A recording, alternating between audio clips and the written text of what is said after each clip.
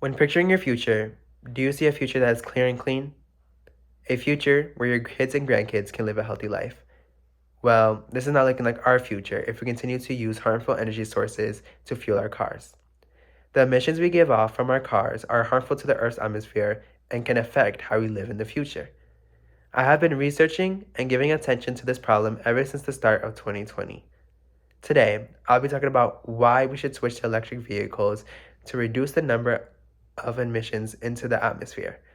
First, we'll examine what type of emissions are produced by our cars and how they are produced, then move on to how those emissions have affected our planet, and lastly, some solutions we can do to still save our planet. How do we get this problem, you may be asking? Well, let me explain how and what emissions are released from our cars into the earth. A summary from the Department of Ecology states that when driving, your vehicle is burning gasoline and diesel fuel that is harmful to the earth and is producing harmful emissions such as nitrogen dioxide, carbon monoxide, and hydrogen carbons. The most common greenhouse gas is also produced in this process, carbon dioxide. Research from the United States Environmental Agency states that per gallon of gasoline burned, 8,887 grams of carbon dioxide emissions are released into the earth. Looking at what kinds of emissions we are giving off by burning fuels, let's see what impacts they have had on Earth. Emissions are continuing to increase climate change and are having impacts on the planet we live on. Vehicles around the world are continuing to release huge amounts of CO2 emissions each year. Research done by the U.S. Department of Energy states that highway vehicles release about 1.5 billion tons of greenhouse gases into the Earth's atmosphere each year, mostly in the form of carbon dioxide, contributing to global climate change.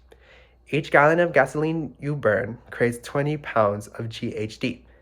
That's roughly 5 to 9 tons of GHG each year for a typical vehicle.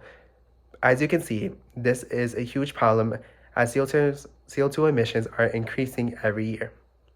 If we continue to release CO2 emissions, we will see an increase in changes that are already happening. An article released by the United Nations lists some impacts of CO2 emissions. They state some changes are hotter temperatures that result in heat waves and droughts, weather problems like severe storms from water evaporation, and loss of wildlife species and food supplies. These are major changes that have happened with the increasing CO2 emissions. I remember back in 2019 seeing the result of that climate change has had on our planet through the devastating Australian wildfires. In the year 2019, Australia experienced one of the hottest recorded years, which is why the fires kept growing. Seeing all the wildlife species and people lose their homes to these fires was heartbreaking. This made me want to find out what was causing these climate problems and how we can prevent it from getting worse. After looking at the impacts that emissions have had on our planet, let's talk about some solutions.